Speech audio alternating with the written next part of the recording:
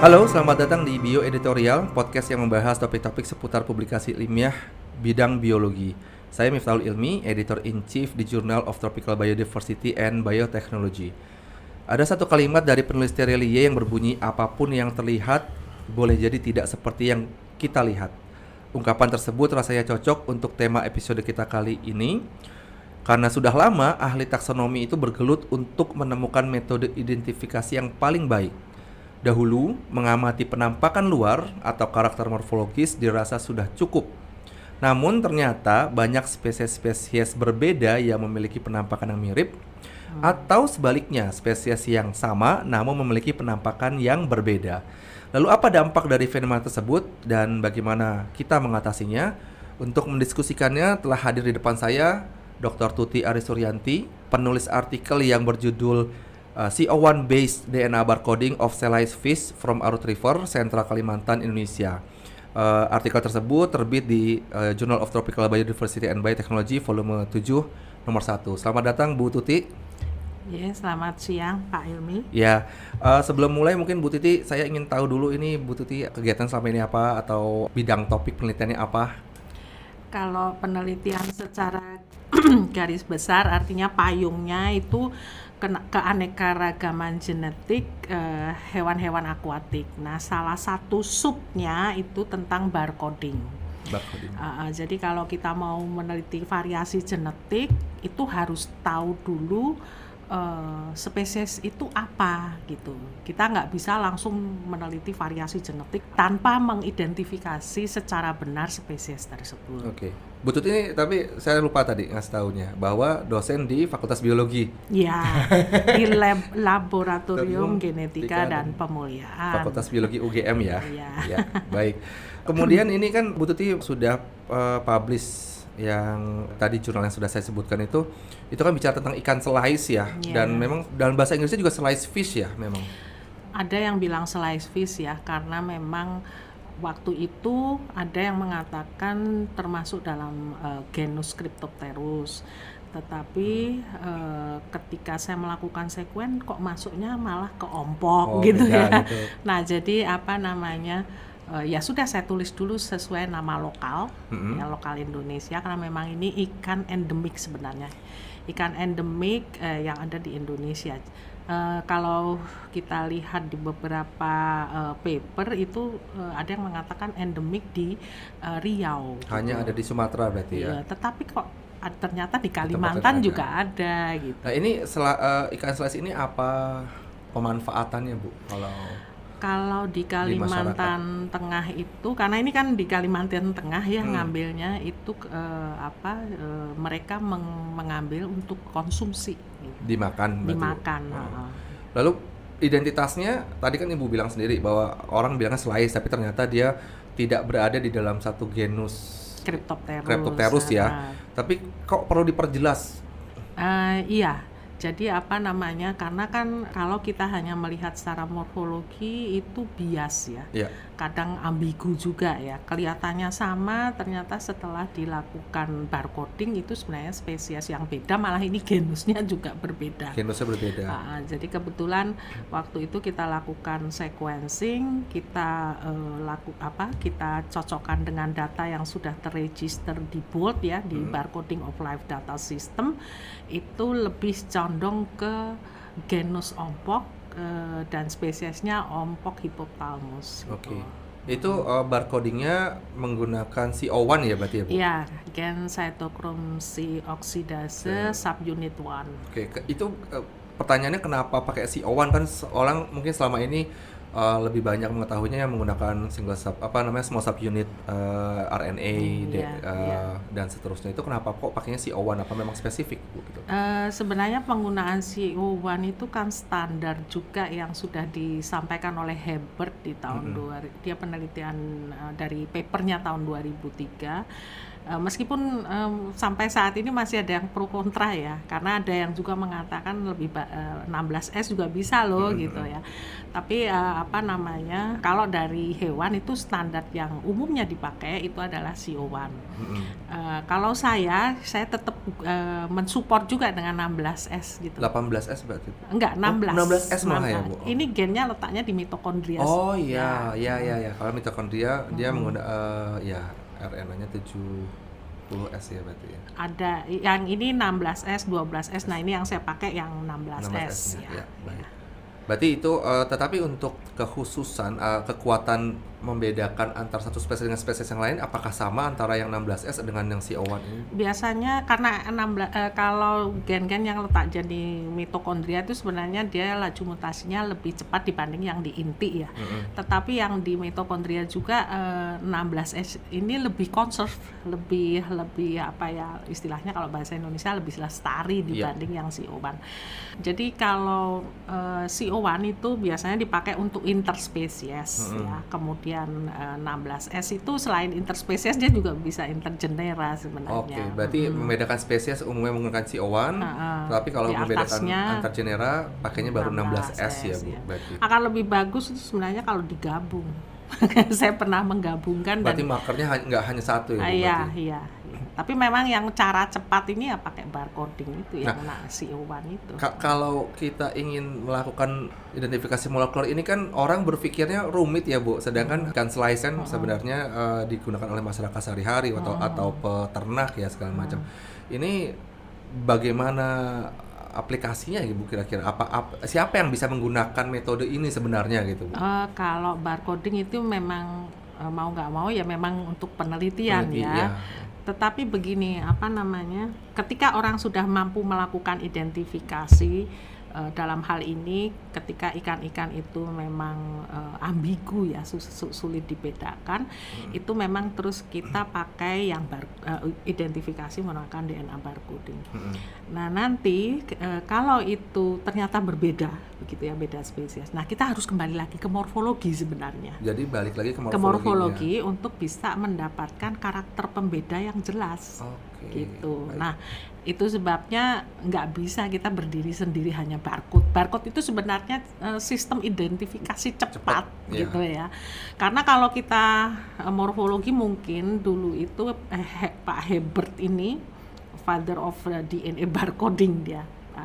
Itu melihat bahwa kalau menggunakan morfologi ini kayak kok lama gitu ya. Dan hasilnya belum tentu kemudian itu tadi yang jelas. Sama itu ternyata loh kok beda, yang beda loh kok ternyata sama satu spesies. Nah itu sebabnya digunakanlah cara cepat barcoding ini. Tetapi itu tadi kalau ternyata dari pohon filogenetik itu ternyata terlihat memisah, genetic distance-nya itu juga menunjukkan angka yang ini memang sebaiknya beda spesies gitu. Kita harus kembali lagi ke morfologi, mau nggak mau itu ya, sampai kita menemukan karakter pembeda yang jelas. Nah, untuk yang slice ini, Bu, tadi Ibu nyebutkan di awal, ini awalnya kan dinamai slice oleh orang lokal mungkin ya, Bu, karena morfologinya mirip. Tapi ternyata berdasarkan CO1-nya dia ompok. Nah, apakah ada lanjutan melihat morfologinya benar-benar ompok atau bagaimana? Kadang kalau lihat dari morfologi kan orang awam kan melihatnya ini seperti slice, Bu, gitu. Semua slice itu semua orang mengatakannya slice, mau yang Cryptopterus mau gitu. Itu nama umum berarti ya? Iya, itu nama lokal aja, semua orang ngomongnya hampir semuanya itu slice. Jadi kalau kita mau ya itu tadi biasanya di data BOLD itu barcoding of life data system ini bagus nih yang dari BRIN ini ya, dulu LIPI ya, itu sudah dengan gambarnya gitu. Nah kalau saya ini kebetulan baru masuk di situ tapi belum ada gambar. Kalau sebenarnya voucher spesimennya ini sudah saya serahkan kepada waktu itu ketua museumnya kan Pak Donan ya, ke Museum Biologi. Jadi data yang utuhnya kita serahkan ke museum untuk voucher spesimen. Data DNA-nya sudah kita register ke Genbank. Waktu itu ke Genbank dan sudah masuk juga ke BOLD. Gitu. Jadi ke museum untuk dilihat morfometrinya, difoto dan teman-teman begitu. Iya. Tapi itu sayangnya belum ada ya, Bu? Belum ya, karena saya juga butuh teman dari sistematik hewan untuk sama-sama berkolaborasi ya. Kita nggak bisa mengerjakan kalau kita menentukan, ketika kita mengidentifikasi itu kalau secara bagus kan ya morfologi, ya molekuler, bahkan kalau perlu juga sampai ke kromosomnya gitu. Nah, selain slice yang ini, Bu, ada lagi nggak yang pernah dilihat si Owannya dari penelitian Bu Tuti sendiri dan banyak sih sebenarnya dan menunjukkan hasil yang ada menarik seperti ini begitu, Bu? Mungkin bisa diceritakan. Kalau yang sudah publish itu di jurnal genetika, tapi ini dari Serbia ya, Pak, meskipun tertulis genetika. Itu Panosmonodon di Indonesia itu sebenarnya kalau dilihat dari genetik distance-nya itu 2 spesies yang beda. Panos itu udang windu ya. Baik. Kemudian kalau saya dulu S3-nya mengambil belut ya. Itu belut swarm eel itu setelah saya teliti ternyata itu juga sebenarnya yang ada di Indonesia itu bukan Monopterus albus itu. Berarti berbeda. Satu itu kembali lagi seharusnya di posisinya dikembalikan lagi sebagai Monopterus javanensis. Yang grup B ya saya mengatakannya. Kemudian grup A ini itu sebenarnya endemik, Pak Ilmi.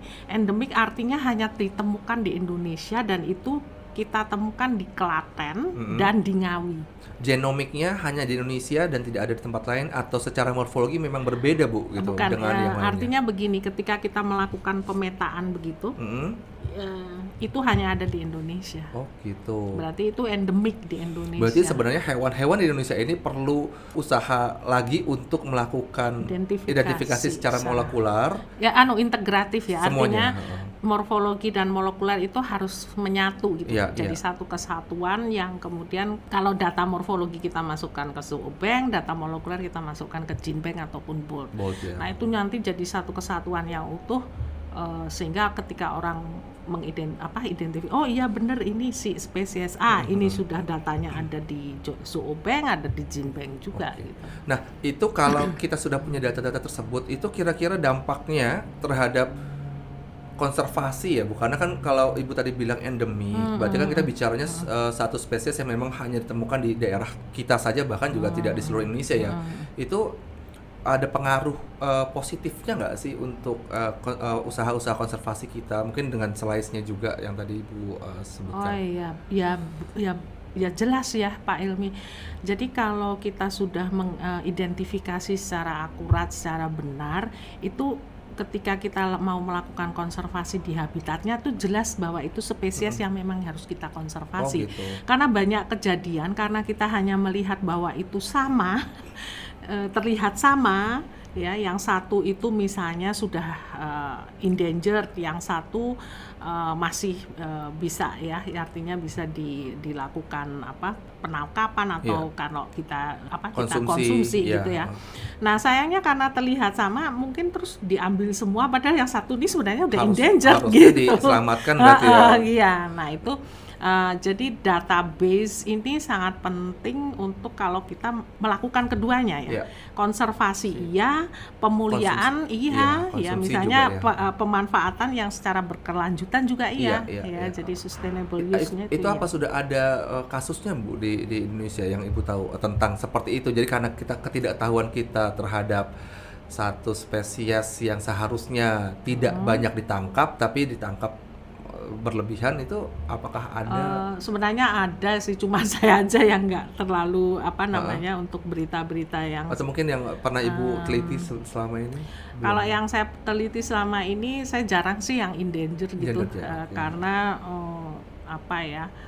itu kan ada beberapa perizinan yang harus kita lalui. Tapi kalau yang saya ambil ini terutama ikan-ikan konsumsi yang belum teridentifikasi secara benar, sehingga harapannya nanti itu ya ya konservasinya jalan, pemanfaatan secara berkelanjutannya juga jalan gitu. Iya, baik. Nah, satu lagi mungkin yang terakhir Bu, katakanlah ini ada yang mendengar kemudian adalah peneliti yang ingin bekerja sama, itu kira-kira kedepannya Ibu akan Bu Tuti mau ngapain sih untuk melanjutkan penelitian yang sekarang ini? Arahannya ke depannya gitu. Oh iya, kalau kerjasama sebenarnya saya sudah banyak ya. Nggak cuma ikan saja sih sebenarnya, karena fokus saya sekarang kan hewan-hewan akuatik, jadi ya ikan, udang, kepiting. Tetapi tidak menutup kemungkinan untuk hewan-hewan lain. Saya fokusnya di hewan ya, Pak Ilmi. Jadi fokus saya yang pertama ini barcode dulu memang supaya identifikasi semua itu benar gitu ya. Tapi ini memang kerjasama dengan beberapa rekan, terutama dari yang sekarang BRIN ya namanya itu, kerjasama dengan mereka. Kemudian ada juga ini bimbingan itu juga dari universitas lain yang kebetulan mereka sekolah di sini, ya harapannya mereka juga akan melanjutkan hal-hal yang sudah yang saya lakukan ini. Jadi identifikasi itu harus benar dulu sebelum kita masuk kemana-mana nih, misalnya mau ke konservasi, pemuliaan, nah itu karena kalau kita identifikasi udah salah, ya nanti salah semua, sudah kacau semua. Iya, gitu. Malah salah penggunaan atau salah pemanfaatan. Baik, terima kasih Bu Tuti atas kehadirannya dan sudah memberikan waktu untuk ngobrol dengan kita. Terima kasih Pak Ilmi. Demikian episode kali ini. Apabila ingin membaca artikel Bu Tuti lebih lanjut, tautannya akan kami letakkan di deskripsi, dan podcast Bioeditorial dapat diakses di YouTube, Anchor.fm, dan Spotify. Jangan lupa untuk like and subscribe.